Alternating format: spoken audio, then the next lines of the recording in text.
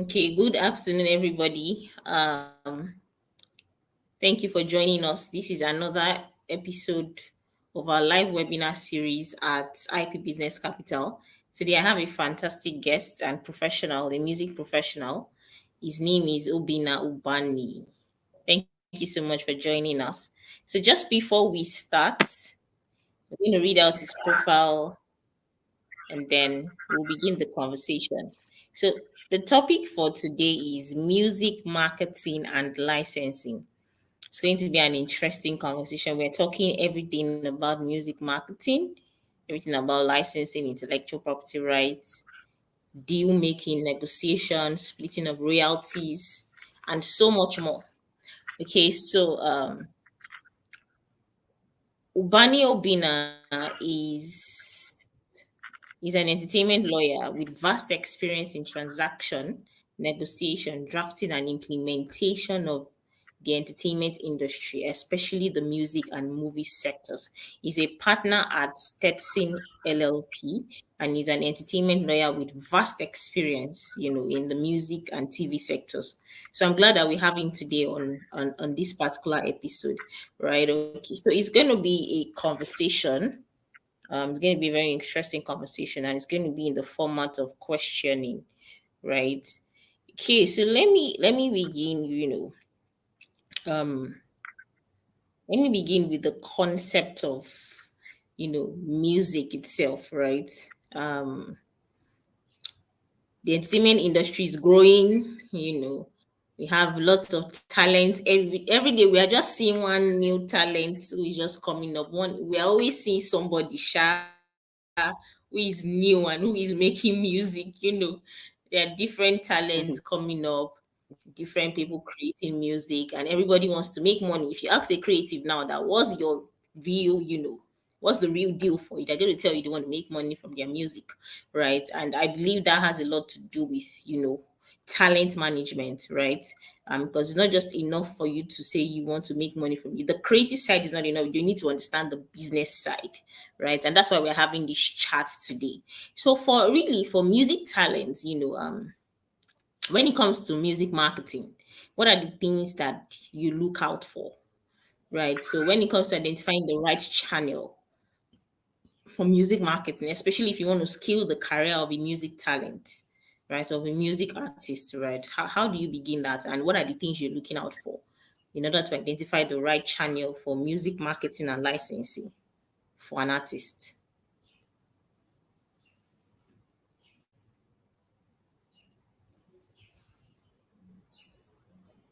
Can you hear me?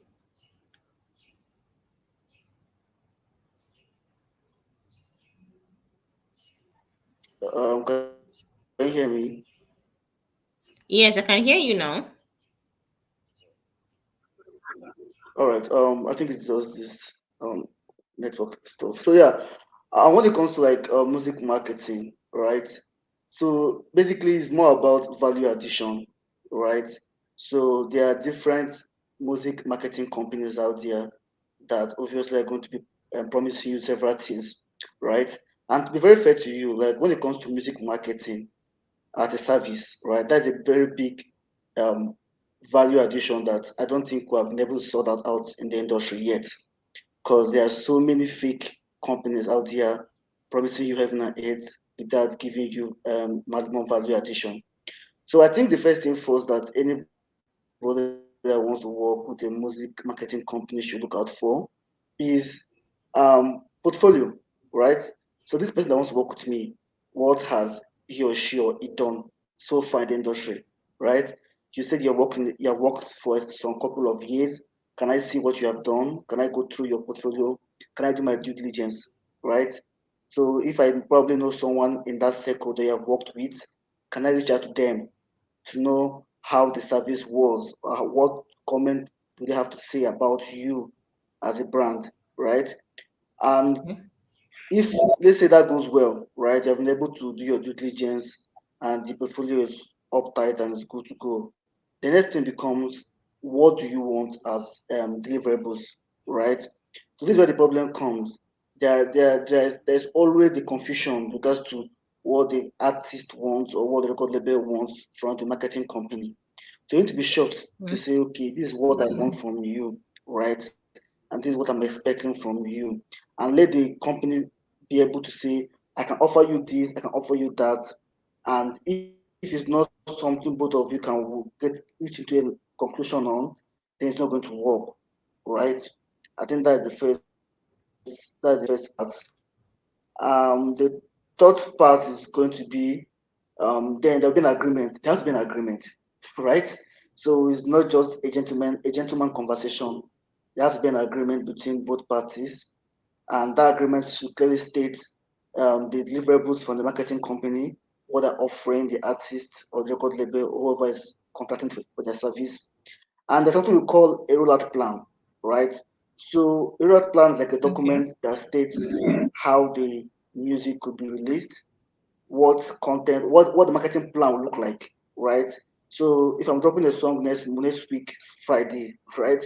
The other plan will state what happens when I drop, right? What the marketing company goes to do next. Is there going to be radio airplay activation? Is there going to be playlisting, billboard, whatsoever? So a plan is like a document that details how the marketing plan is going to look like, and then the contract is going to clearly state how the rollout plan, and then there'll be an implementation process. So there's going to be a kind of window, right, within which that rollout Mm-hmm. plan must be executed, right? So if it's not implemented within that window, then the artist will not get paid,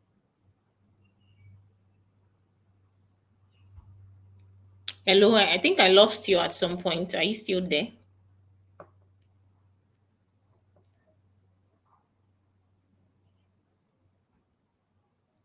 Hello, can you hear me? Yeah, sure, I can hear you. Can you hear me? Okay. Yes, I can hear you now, but I lost you at some point. Uh, you were speaking about the rollout. At what point? You were speaking All about right, the yeah. So the rollout plan, rollout plan. radio activations. Yeah. Yeah, the other plan is like a market. It's a document that details how the marketing plan would look like, right? And the execution process for the marketing plan. So it's basically more about the marketing company and the client, either an artist or record label, sitting down and discussing how they're willing to execute it, right? So the contract is going to Mm-hmm. clearly state what the marketing plan will look like, yeah, right, Mm-hmm. and the implementation process. So whereby the marketing company does not implement that plan, then there's a breach in obligation, which is a breach in contract, right? Then the client can come for enforcement, right? I think Okay. that's basically a summary for marketing companies and marketing services. The Mm. other question you asked about licensing, right? Yeah. um, that's a whole different game, because when you Okay. say licensing, it depends on what music rights you're looking at. So we have two Okay. basic music rights. We have sound recording and we have music publishing, right? So if I want to license a song for a movie, right, then I'm probably going to use both of the music rights, which is the sound recording rights and the publishing rights. So the first step for you to do is to, as always, you have to contact a lawyer, right? And let the lawyer help you do what we call clearance. So clearance is basically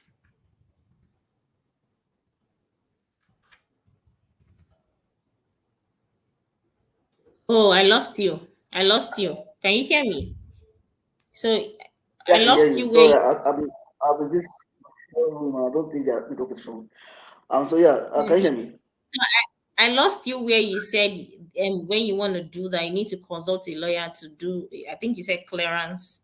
That's where Yes, that's the clearance. last thing. Yeah. Yes, clearance. So basically, clearance is like the lawyer trying to get consent for the use of those rights. So, like I said earlier on, there are two music rights. We have the sound recording and we have the publishing, right? Yeah. So you are clearing for the use of those two music rights. That's what we call clearance. Now, it's now for the lawyer to do his due diligence, which is to determine who is is the owner of this right, or on whose possession does these rights lie on, right? Reach out to them and try to reach an agreement with them for the use of that song in for that movie. It's called the sync license deal in summary, right? So I would say if I'm trying to compare both music marketing and then music licensing, I would say when it comes to music licensing, it's more um, difficult, right? Because there's so much processes involved. Unlike if you are just going to probably contract a service of a music marketing company to work with, right? So I probably hope I answered the question. Fantastic, fantastic. I like your perspective. I mean, you spoke about how the process begins with onboarding the client, doing the relevant due diligence, creating the marketing strategy, and all of that. But I have a question. When it comes to the marketing strategy, right? I remember you spoke about the fact that it's important to have a rollout plan. When it comes to streaming platforms, do streaming platforms do they adopt this marketing strategy? So when artists are engaging streaming platforms, so for example, you want to license your movie on or your song on Spotify, or you want to put it on Amazon or probably Audiomack, right? You want to put it Boomplay and all these platforms. uh I mean, what happens in that space? Because I'm hearing marketing strategies. Is it that Amazon is going to or Boomplay they are going to create a marketing strategy for you, and then you have to tell them to roll out a specific plan on how they're going to market it, or there's a separate arrangement different from this? So I am hoping to hear your thoughts on this. Okay, so when it comes to like streaming platforms, like you just mentioned now, right? Most times you don't have a direct conversation with streaming platforms. Can you hear me?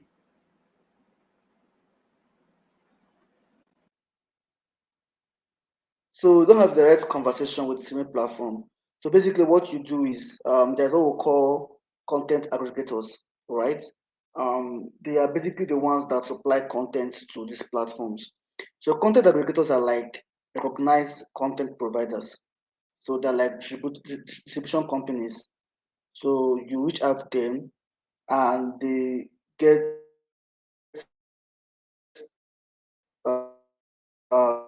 they give you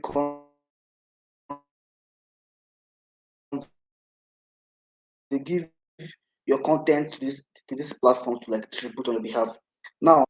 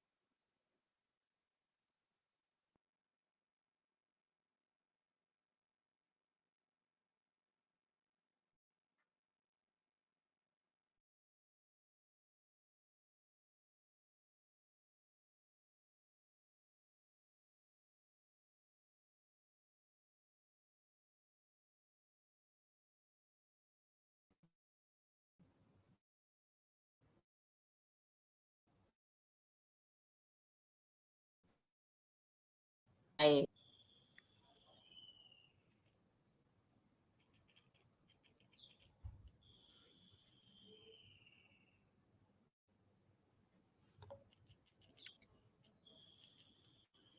Apologies, Ubani. It was my network. Can you hear me? yeah, yeah, sure, I can hear you. Okay, fantastic, fantastic. So yeah, I was asking the question with respect to streaming platforms. I'm like, for streaming platforms, do they work on a marketing plan with the artist, or I mean, how does that play Mm. out? Because I was hearing there's a rollout plan. It has to be this and that. So how does it play out on, maybe you want to license your music on Boomplay or something? What goes into that transaction?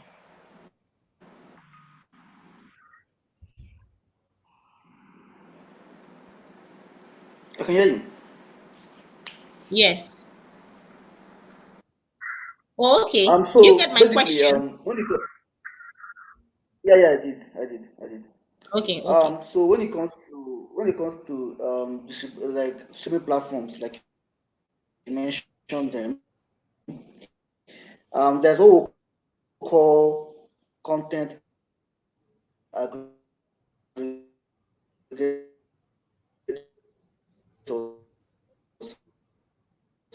right? So content is a kind of user end kind of content. So basically, for AudioMac, you as an artist can upload your songs right on AudioMac. However, for other platforms, most artists cannot do that. You can't just go to Apple Music and upload your song, right? Or Spotify and mm-hmm. upload your song. So those platforms have what we call content aggregators, right? So Okay, content aggregators are recognized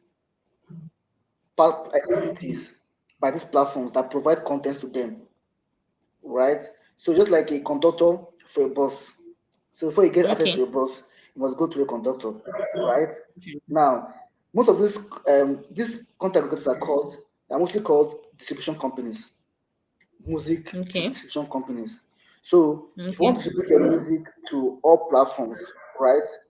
Apple Music, Spotify, Boomplay, Woodocks, whatever it is, you reach out to one of these music distribution companies.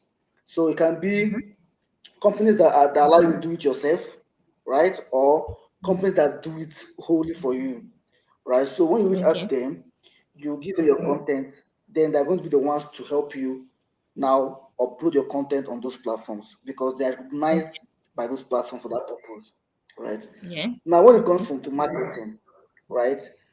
Most marketing is done by those content aggregators because oh, okay, Spotify or Apple Music, right, cannot just give you any marketing edge. Unless you have like a bargaining power, probably you're one of the big, maybe you're either Whiskey or Burna Boy or okay, Davido, right? And that's the okay, only time when you can have that direct conversation with mm, those platforms.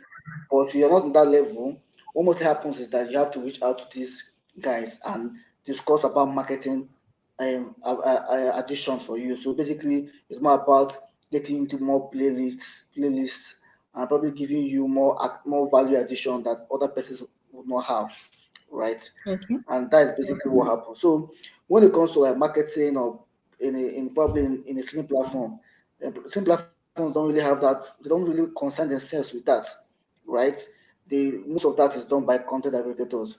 However, as of this year, there have been some features that some platforms has been releasing that enable you get some edge when it comes to marketing. But it's not really like an obligation on them. It's like them allowing you to do your thing and then let your audience help you okay, push it up, something like that. Yeah. okay, fantastic. I get it. I get it. So now, when it comes to, still on this marketing matter, right? So when it comes to marketing, I have two follow-up questions from that. You know, but let's hit on marketing before we hit on the next one. So the two follow-up questions are these. So when it comes to marketing, what are the major tactics that, as a professional in the music space, what are the major tactics that can be employed to make the song of an upcoming artist to go viral? right? If there's an upcoming artist that has a good song, what are the 1, 2, 3, 4, 5 tactics, marketing strategies that we can use to, to make that song go viral and to make it appealing to consumers? That's the first question. Then the second follow-up question is, if there's a new talent, there's a new artist on ground that is doing really well, how do you Mm. identify the right streaming platform for that talent? Sometimes see some people, they put their songs on audio mark, they put it on Spotify. What are the key things you should look out for to say, okay, this song will fly on this platform, it won't fly on this platform? So those are my two follow-up questions. Okay, like for the first question, for like I'm not a marketing expert, more like a music lawyer, but then I think I've done this several times. I probably have an experience. So I think the most important thing most upcoming artists need to know is you have so much stronghold, right, at this moment. With the advent of technology, right, there's so much you can do, right? Mm-hmm. And the first point of contact is your social media platforms, right? Mm, You must know how to use your social media platforms well. That's because first of all, you must have talent, right? And you must have good music.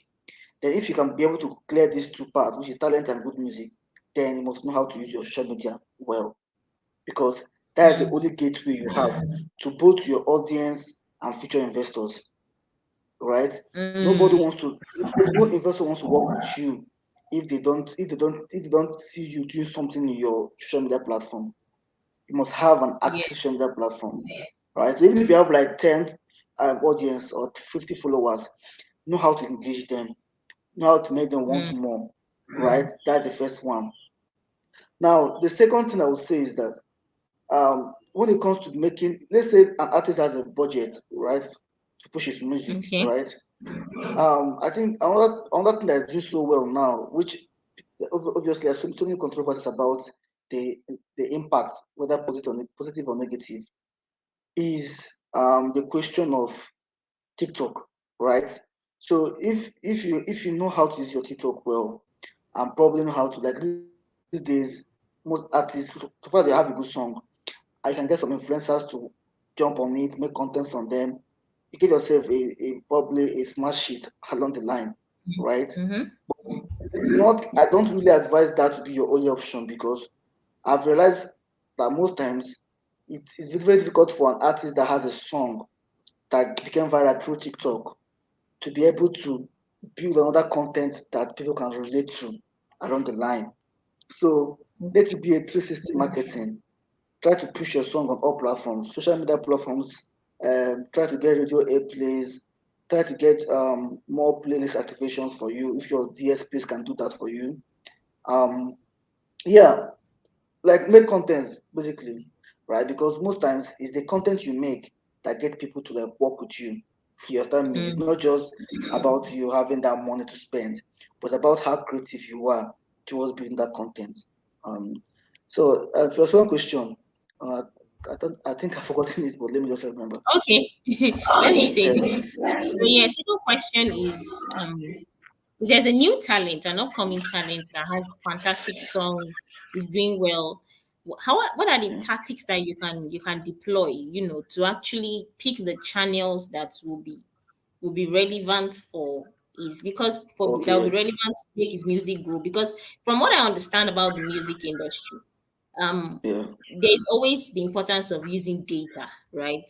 Data, Definitely. consumer consumption data to track the growth and trajectory of the talent, right? So Yeah. when the talent is doing well, you can always trace it to the fact that, okay, the source of this progress can be channeled to this particular, data. You can track it down to Yeah. those data, right? So I mean, so how do you really find that balance there? There's an upcoming talent. How do you find the right channel for him? Is it just about just go Mm, putting all his songs on audio mark all the time, putting all his songs on mm, Spotify? What are the tactics? How do you find the right channel that fits? Because for every music artist, his fan base is coming from somewhere, and it's important yeah. that we also know where the fan base is coming from. So how do you tie that together and ensure that they're always hitting it on the head with the talent? The song is always going to the right channel so that the right channel can hit the right fan base. Yeah. To be fair, right? I don't first of all I don't think you have to select a platform to use your content, right? I would say get your content on all platforms, on all streaming platforms. Just get it here, right? Because Okay.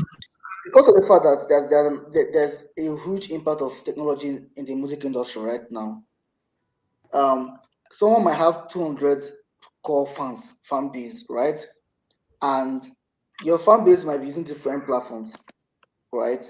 So you can't just dictate on which particular platform you want to put your song, right? So the Okay. issue is not about the platform, right? The issue is about you as a creative and what you are going to do, right, to push yourself going forward. Now, Okay. most platforms, not most, all platforms have like what we call a back end, right? So, for example, Apple Music have Apple Music for Artists. It's a platform, right? So if you are logged into Apple Music for Artists, you can see your data, right? And okay, I'm getting more from I'm getting more streaming numbers from this particular location, or I'm getting more Okay. content for this particular location. So if you know where you have your core fan base, then the question is how do you create content that would engage them? How do you engage them? So this leads to probably going for more shows on that location that you have more fan base, right? So Okay. if I'm an artist and I've logged into my Apple Music for artists and I see that okay, in Apple Music as a platform, I have more streaming numbers from, let's say, Lagos, right? Okay. And these platforms are even more detailed that they'll tell you which location in Lagos. Can tell you, oh, we have like No. 50 streaming numbers in Surulere. Do you understand me? Wow. So the question becomes, how do you engage them, right? How do you be able to like get them? Because if I know I have 50 core fan base in Sulere, so for the last 5 months, based on my data analytics, I've seen that I have like a consistent number of streaming power from that particular location. Then I need to go there, right? I need to engage content that would reach out to them. I can probably have a Mm. show. Not It must not be a big show. It can probably be like a meet and greet, right? In that platform. And promote it on your social media platform and see how that helps you out. So it's about you having strategy. It's about you having a good team that understands what it means to build a brand, Mm. right? Fantastic. Nobody gets to superstar level in one day, right? It's gradually. You keep growing your brand, keep growing your fan base, keep interacting with them to get where you want to be. Yeah. Mm. Fantastic. Fantastic. I have on this particular, conversation, I have two follow-up questions again. So you mentioned the content aggregators, and then you Yeah. also mentioned the back end, right? So for these content aggregators, how do you actually approach them, right? That's one. How do you approach them? So if, for example, a business executive, or I'm acting as a talent manager to an artist or something, and we want to try and get their songs on those platforms. How do we engage these content aggregators? That's the first question. Then the second question is with respect to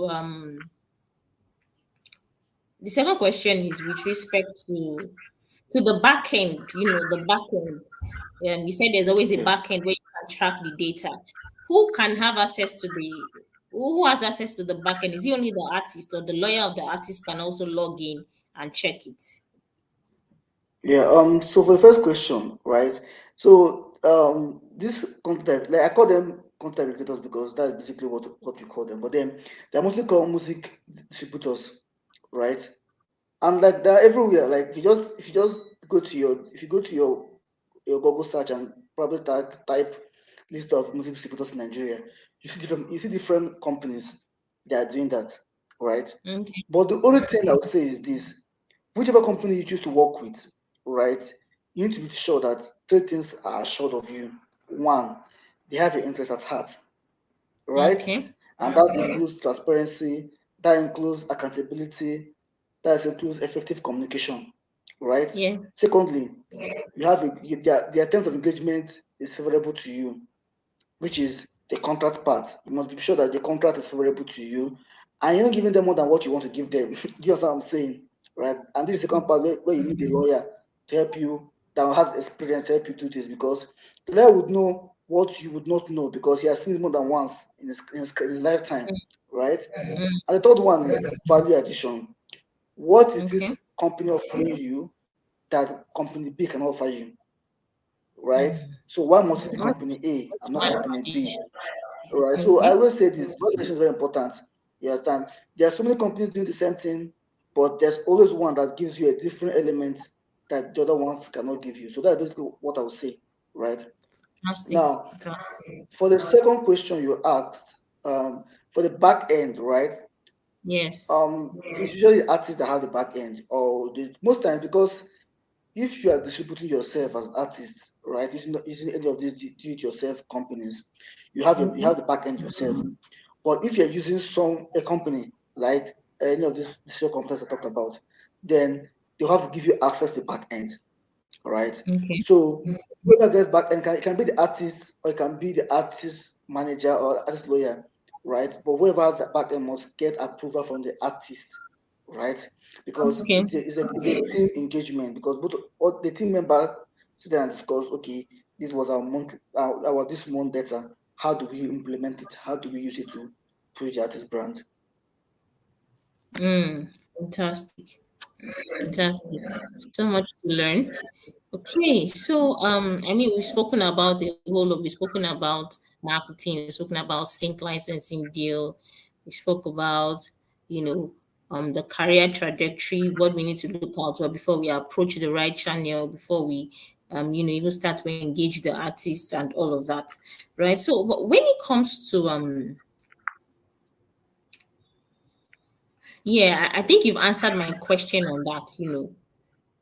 You spoke about the fact that when you're engaging these platforms, you have to sign agreements, you have to sign contracts, Yeah, and all of that. So I feel like it's important for artists to have lawyers working with them, right? Because sometimes these content aggregators will just dish out content, right? And dish out agreement and just expect you to sign. And sometimes you can even sign away all your rights. So it's important that you sit down with a lawyer, they look at it properly and advise you accordingly, right? definitely. Yes, and even the lawyer can even go ahead and negotiate more better terms, right? Have a meeting because we've seen situations where people just throw contracts and artists, especially upcoming artists, because they are so desperate to get their song out, they just sign anything. So it's important that the lawyer is advising that artist, right? Especially for long term, not Yeah. just for the now. Okay, you've literally answered my next question about the monitoring and tracking as well. Uh, yeah, so I have another question, which is what are the best practices for analyzing music consumption, streaming data? I know we've spoken about the fact that the artist has the back end. You can always track whatever is happening there. So what are the best practices you as a person in the industry, as a music professional, right, and as a lawyer as well in the industry, you know do you do anything related apart from legal? Do you do anything related to the business side of it, which is having to track his data, see what's going on with the artist, and then providing advisory accordingly? If you do so, then you can share your thoughts on this as well.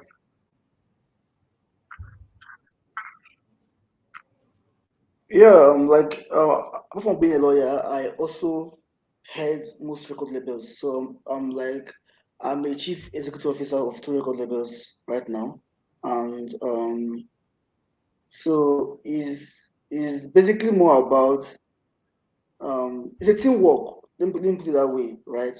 So when it comes to marketing, right, record labels have a department that focuses on marketing, Okay. right?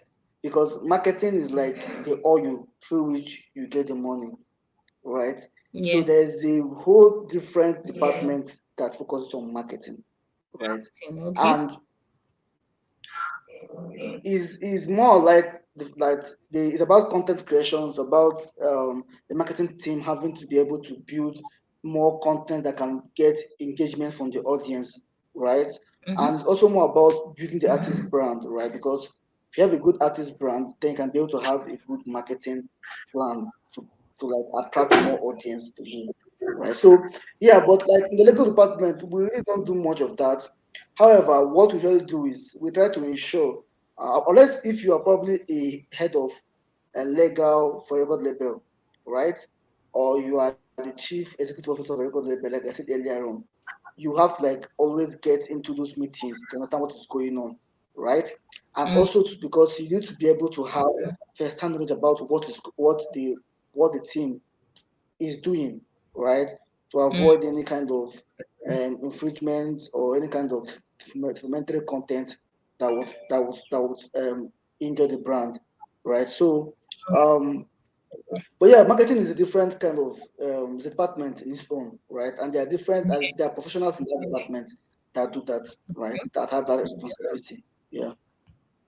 Fantastic, fantastic. So really, it's really about working as a team. And market is the marketing team that Definitely. does most of the analyzing of the data, identifying the trends to see what Yes. works for the Yes. brand of the talent and all of that. Fantastic. I mean, I'm hearing something interesting that you had two record labels. I mean, that's very Mm. interesting. I'm looking at also starting a record label to, so it will be so it would be nice to really, connect with you on that level. So as an institution that is doing something in that space, record labeling and all. So what does that really entail? I mean, in terms of what you guys are doing, what do you guys literally do as a record label for artists? So yeah. All right. Let me just give a summary. Right. Record Mm, label is just into the business of catalog ownership, catalog acquisition for the purpose of maximizing profit, right? okay. So Okay. basically, what we do is you you scout an artist, you get the artist to go through a development stage, after which you activate the artist for the purpose of owning the IP rights to that particular catalog that the artist released under you, right? So it's more about catalog ownership, catalog acquisition for the purpose of making profit, right? Ah, Now, I don't know. I'm lost. I can't hear you. It's really breaking. Can you hear me? Yeah, yeah, sure, can hear you. Can you hear me? I can hear you, but it's breaking. Oh, right.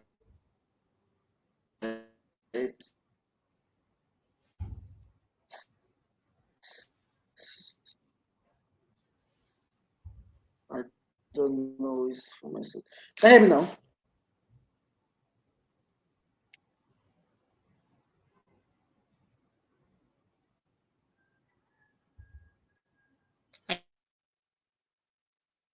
Um, can you hear me now?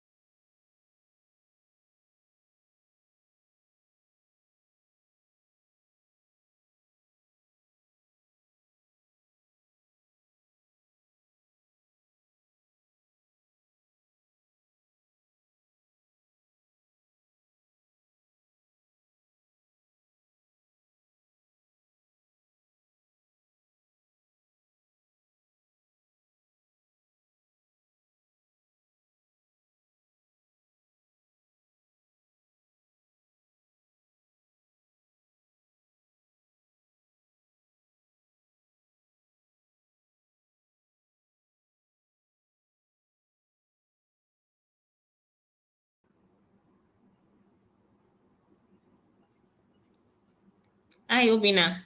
Are you still here?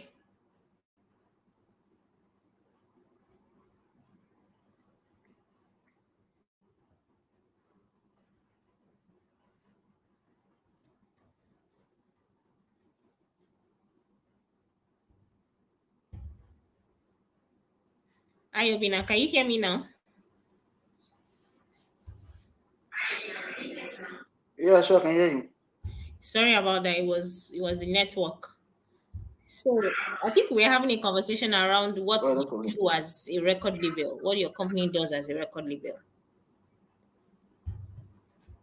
Yeah, like I was saying that record labels are into the business of making money from entertainment, right? So basically, it's all about catalog ownership, catalog acquisition, Mm, profit from the different rights that an artist have, right? mm, Yeah, that's basically the summary of it. So we invest in an artist for the purpose of making money through him, right? mm, And the money I'm talking about includes different kinds of rights, not just his music. mm, Can include image rights, likeness and image rights, and mm. composition rights, endorsement deals, Matching. sponsorship deals, yeah, Mm, live performances, and all of that. Yeah. interesting. Interesting. So Interesting. yeah, that's just a summary, if I'm saying that. Does that also include merchandising? Merchandising, making profit from the merchandising rights as well.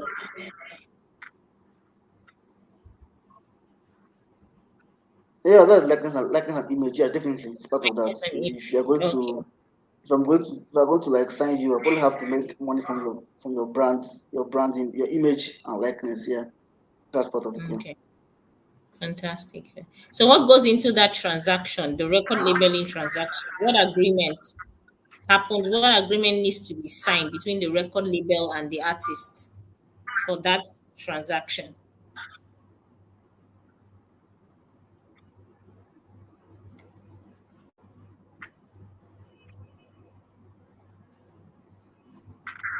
Hello, can you hear me? All right. So basically, it has to be. Yeah, I can hear you. I heard the question. So is more about an agreement between the record label and the artist, right? Okay. That's what we call recording and multiple right agreement. That's basically the agreement you sign. It's called a recording and multiple right agreement. Some people call it Mhm. record label agreement. Some people call it whatever they call it, but it's called a record deal.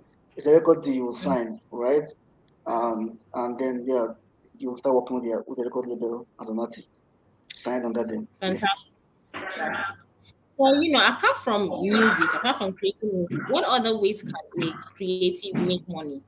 Can a music artist make money from their talent? What are the other different ways they can make money? So apart from creating music, right, you can also basically exploit your likeness and image, right? Um, Endorsement deals, sponsorship deals, live performances. You can probably perform the songs you have made so far, right? Go on tours. Like yeah, if you're an artist that have fans all over the world, then you can probably go on tours, right? And then Okay. yeah, there's also what we call derivative rights. So your songs can be used for sing deals, right?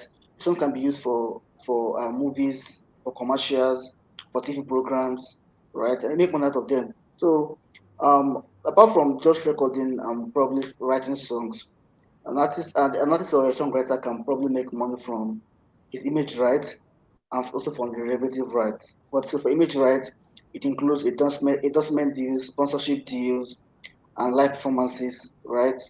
And then for derivative rights, it includes getting sync deals for the use of your song for commercials, use use of your songs for in a movie, TV shows,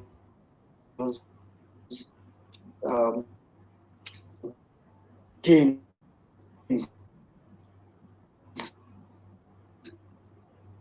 Oh, I've lost you. etc. Yeah. I've lost you at some point in time. Where you spoke about likeness and image, making money from likeness and image. Sorry to bring you back. The network is a bit shaky. But yes, I'm Yeah. sure we're pretty much going to finish this conversation by the grace of God. So yes, so yes, I lost you where you said likeness and image. So Yeah. the music artists can make money from their likeness and image. Yes, please, can you do a short recap? Yeah, so basically, for like an image, it's more about making money from. You can get endorsement deals from brands, right? Okay. Can get sponsorship deals from brands, right? Yeah, so that's for like an image.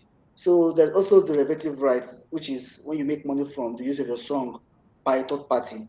So if your song is used for commercials, if your song is being used for sponsorship deals, and for commercials, for TV programs, for movies, for games, right? That's what we call derivative rights. And you can make money from that, provided that you own your right to those songs and those recordings.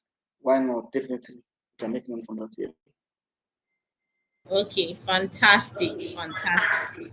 So yeah, I mean, we've seen so many music artists collaborating. Upcoming artists are always collaborating with Davido. Upcoming artists are always collaborating with Tiwa Savage and all of that. So what goes into those kind of transactions? I mean, is there any how do you split royalties between these two artists? Are agreements signed? What kind of agreements are being signed? You know. Yeah, like so for the first question, what kind of agreements are being signed? So there's what we call featured artist agreement. So if I'm going to feature you on my song, I'll probably give you a featured artist agreement to sign, right? Okay. And the other thing will be the split sheet. The split sheet is like a document that talks about how the composition will be shared between the songwriters and composers. Now, that's basically the two major contracts that are meant to be signed. That is basically the two, yeah. Now, when it comes to the second question, which is how do you share royalties? It's more about, first of all, it's more about leverage, right? Okay. Who's the big Mm, artist, right? If I'm an upcoming artist and I have a song with Davido, right? You know that David is going to want probably whatever he wants. Can probably might not have much bargaining power, right? So it's more about leverage. So who has more leverage than the other probably gets more from the table, right? okay. And that's basically how Okay. it happens. But if it's for equal status artists, then it's more about how much contribution they have done to the success of that particular song, right? Okay. But most times the main artist usually have more royalties because he owns the song, right? Or she owns the song, and they're probably going to be the ones to put more money into pushing that song. If that makes sense. Awesome. Yeah, it does. It does. I know that there's a right that exists in the music recording that is different from the right that exists in the music composition, right? So the person who composes maybe I'm mixing it up. I know there's a right that exists in writing. There's even a right that exists in just writing the song itself. So writing the lyrics of the song. There's also a right that exists in terms of recording, right? So I mean, how do you negotiate those deals? Because there's always a songwriter, and there are always messes in the industry where a songwriter is dragging a another big artist and saying you didn't give me my royalties and all of that. So I mean, Mm. what kind So of so basic, so like when I said this conversation, I know I said that there are two kind of music rights, right? yeah. Sound recording, which is the recording itself, and publishing, which is the for the songwriters that wrote the lyrics, right? So when it comes to clearance of Sorry, songs, come again, please. I said we have the sound recording, which is for the masters, Yes. which is the recording itself, and we Recording. have the Yes. publishing. Publishing is for writers that write the lyrics, right? Okay. Now, and for producers too that compose the melody, right? Okay. Now, if I want to clear a song for release, you must clear both the sound recording rights and the publishing rights.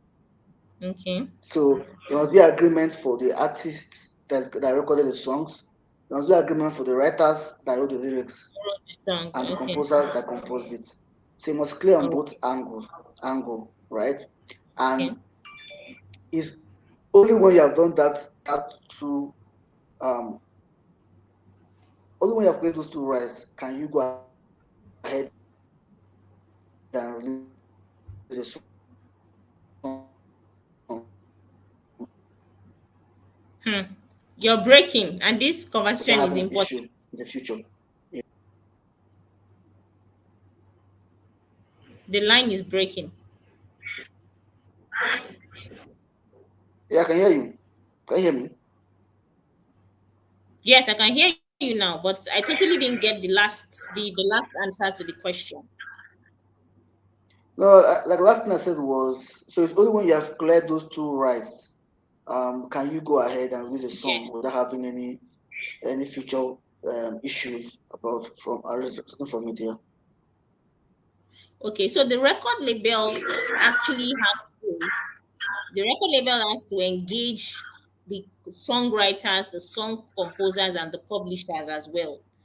So how do you split the royalties in? Because I know songwriters, do you just pay them off, or you negotiate long term or something? Because I know songwriters want to earn, they also want to earn something from what they've written as well. They want to be entitled to a fair share of the deal, right? So for coming from the perspective of a record label, do you pay them off? Do you pay the songwriters off, or you negotiate something? You know, It's all about negotiation skill, right? okay. And if I can pay you off, why not? I'll pay you off. But most times, everyone gets a cut of the royalties from publishing, right? So basically, there's a standard practice that 50% of publishing rights goes to songwriters, 50% goes to composers, right? So um, it's just shared that way, right? And everybody gets what is due to them, right? But if I can buy you off, why not? It's better for me to buy you off, self, right? Yeah, Business is better for you to. it's business, Okay, yeah. makes sense. Okay, makes sense. Um, Conversation is getting interesting. So yeah, I mean we've spoken about a sync licensing agreement before now, right? We know that this is the sync licensing has a lot to do with licensing the music for film, TV, commercials, video games, and the likes. So yeah, what are the major things that the major terms in that contract that artists and lawyers should look out for? You know, in order to help the artists to maximize their IP rights, because this IP right thing is very intangible. And you want to be sure that you're earning as much as you want to earn from whatever sync licensing agreements you've given out. So Mm. how do you negotiate those transactions? What should the lawyer be on the lookout for when reviewing those agreements, or probably when drafting those agreements? What should the artist look out for? You know.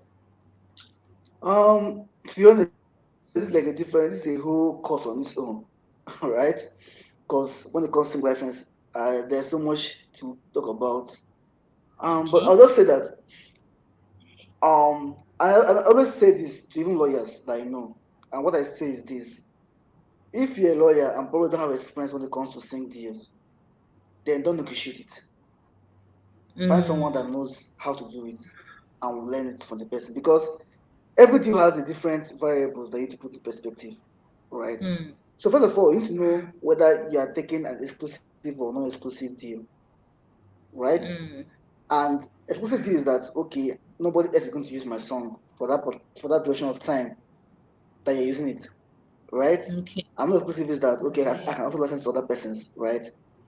I think it Okay. just starts from there. You need to know what kind of license you're giving out, right? You need to know how much you're being paid, and if you're being paid, you have to get compensation, right? Okay. And that means you need to get yourself to understand what your song is being used for, right? What the usage, right? The duration of the use of the song, right? That can help you understand if the amount that you're being paid is really worth it. You understand? Mm, And so mm, basically that is like, so when it comes to sync license, it's a whole different conversation. We can have like a whole 1 day conversation about sync license and sync deals and the variables. And that's why when it comes to negotiation for sync deals, it takes a lot of time to negotiate, right? Because there's so many things that you have to put into perspective. So many rights that have to consider. You understand? So yeah, I think that these three things I just mentioned are very important. You need to know what kind of license you're giving out, right? You need to know what's the duration of the agreement. You need to know how much are you being paid, which you have to look into the usage. So what the usage of my song, right? What length is it being used in this particular commercial, TV show, or movie, right? right? That will help you determine if you're being paid adequate compensation. Yes. Oh, fantastic, fantastic. Duration and the length of the transaction. You need to consider, all of these factors. But I was also going to ask too as well. I mean, how do you determine the value of a client of an artist? You know, I know there's the catalog, there's the music catalog. So how do you? Because I know when it comes to negotiating some of these deals, you want to portray the value of the talent to the other people at the other part of the table and tell them that we've invested so much in these artists. So what are the ways to determine the real value of an artist? Because I think it matters when negotiating deals. Um. So in, um, in theory, right, that what we call Yeah. IP valuation, right? So Yes. basically, that's what we call an IP valuer. Most people are IP valuers. I'm an IP valuer, right? It takes a process to learn. So if you can able to value your client's IP, or if you want to value an IP, you get an IP valuer to help you value your IP. It's Mm-hmm. very expensive, right? Not everybody does that because it's very expensive. Now, but in practice, nobody does IP valuation that much unless you are trying to sell your catalog to an investor, or you want to like someone wants to acquire your catalog. Then that's a whole long length of conversation. But for Mm-hmm. licensing, right, sync licensing, what happens is that you work based on the budget the movie producer has for that song, for that movie, for that sync license. There's always a budget for that thing, right? So the music supervisor would, for that movie will tell you, oh, for this particular song, our budget is X amount of money, right? Which will be shared between both the owners of the sound recording rights and the owners of the publishing rights. So Mm-hmm. there's really that kind of conversation, right? It's not like you have to go and value and tell, oh, this is my value. No, right? There's always a budget for this particular purpose. So it's now for you to decide if um and most times you don't even have a choice. I would say you don't have a choice because it's a group conversation, right? If But then they can't do without you too. It's a two-way edged sword, right? If you say no, they can't go ahead and release it without your consent. But most Mm-hmm. times there's always an agreement because it's just a way of trying to build your value for that song, right? Because Yes. if the song is used on that particular movie, most people get to hear a new song through movies, right? And you Shazam it and you play it and you get used to it. But personally, some songs I have on my phone are basically songs I got from movies I watched, right? So basically, there are other values you get from these things that are more than just the amount you're being paid at the moment, right? Yeah, and also there's what we call performance royalties. Not every platform pays that, but some platforms like if and it also depends on your territory, right? If you're maybe you're a songwriter or a composer or record label that is based in the US, most platforms like Netflix, Amazon Prime, Hulu have what we call they pay what we call performance royalties for the performance of that your song on that movie in their platform, right? So that's another way of making money, right? And it's always most times not that it's not seen in Nigeria that much unless you push for it and the the producer is willing to give you that. But Mm. outside this territory, outside the continent, other markets like the US market, North American market, yes, not Asia and Middle East market is always available to people to have performance royalties for the use of their song on some platforms like Hulu, Netflix, Amazon Prime, etc. Mm. Fantastic, fantastic. And hearing different things, which means that there is a lot to exploit, in terms of working with Yeah. an artist, making money from them, building their brand, building their career for them. And it's a very rich market, right? And Nigeria has the talent, right? So now is the right time to even plug in and build a successful business from this. I like the fact that you're into record labeling. Very fantastic, uh I'm hoping that we'll also have another chat on this sync licensing. I will bring in all other folks in the music space and we have a robust, conversation along this sync licensing. Was really something that I think is a good way, for artists to actually make money, right? Make lots of money because there is no movie without a film. There's no movie without it. There's no film, I mean, without a sound. Or there's no video game without a sound. There's no commercial without a sound, So sync licensing Yeah. is key, right? Sync licensing agreement, very important. I feel like we've had a robust conversation and we've even exhausted most of our questions. Uh, yeah, so I would just like to ask, what final words do you have for talent and artists? Talent and artists that they want to scale their careers. What final words do you really have for them? All right. The first thing I would say is first, get a team, right? Mm, Get a team, and in your team, the first person needs a lawyer. I'll tell mm, you why. A lawyer is a gateway for you to get other persons in the industry. So get a team, get a lawyer, get a manager, right? And understand the fact that your team is working for your own benefit, right? So try to understand the fact that you need to work with them to build your brand, right? So I've always seen a situation whereby artists don't understand what it means to work as a team, right? And that's a big problem. So if you have a team, allow your team work with you and build your brand. Also, the second thing I would fantastic. say is this things takes time. It takes time. It's not a one day stuff. It takes a lot of time to build a brand. So be patient, keep grinding, keep building content, keep engaging your audience, and you get here. Fantastic. I know you worked with Ashake and Spyro. I mean, those are two amazing talents. Ashake just came out from nowhere. And the interesting thing is that when I'm having conversations with people, who always call me Ololade me Ashake. I have to like tell them that please, I'm not, I'm not Ashake. So I mean, those guys just blew.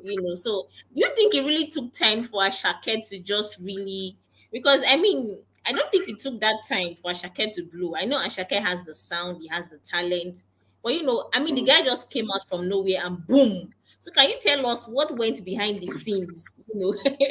I mean, because I Yeah. hear people say Ashake is very hardworking, but beyond the hardworking and all of that, what really was going on behind the scene? You know.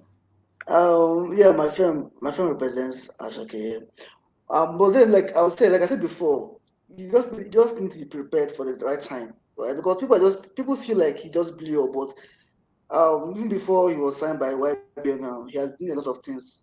He has been making so Mm. much move. I don't know if you know, but even when he was in I think that was UI, right? He was also popular in UI as an artist, right? So it's all about what I keep saying. You need to keep grinding, building your content, building your audience base, and just wait for the right opportunity that will come for you, right? So he was prepared for when the time came for him. He was not just there waiting for them. No, he was prepared. And what people don't understand the fact that most of the songs he released are songs he has made before then, right? Or those songs are written before then. So basically, it's all about that preparation. Get ready, and when the time comes for you, just grab the opportunity, right? So yeah, like he's hardworking and he basically didn't just come from nowhere. He has been grinding in the industry for a long time. Just that he had not gotten his limelight, but when he came, he knew what to do with it. So I'm hearing you say something. Like you said he was signed by a record label. So that means he was signed by a record label and then had to engage you guys as his lawyer so that for whatever is happening, he's able to maximize his IP rights, in whatever transaction that occurs between himself and that record label. Yeah, like I always tell you, I always say this: a record label lawyer is not a lawyer, right? A record label lawyer is there to protect the interest of the record label. And Label. only when your own interest and the record label interest comes together that he can probably work on your behalf for your own benefit. So artists that sign record labels need to have their own personal lawyer or lawyers depending on what they want. Yeah, you need to have your own personal lawyer that is going to focus on you, right? And that's basically what it is when it comes to Ashika as a brand. Yeah. Fantastic, fantastic. I mean, I'm proud to be affiliated with Stetson LLP. You guys are doing an amazing work in the industry. Well done. Mm. Well done, Thank well done. you. So some other time Thank you very we much. will have a more robust conversation on sync licensing. I'll bring in other folks and then we will talk about it because I feel like it's very rich and there's a lot to glean from that perspective. So thank you so much for coming, you know, for honoring my invitation and for coming on for this live event. I really enjoyed our conversation on music marketing and licensing. It was quite enlightening, and we're currently going to call it a wrap. So thank you so much, Yeah, Ubina. thank you Thank for having you. me. I appreciate you. Thank you. Thank you very much. Have a Yeah, fantastic week ahead. Cheers. yeah, you too. You too. Take care.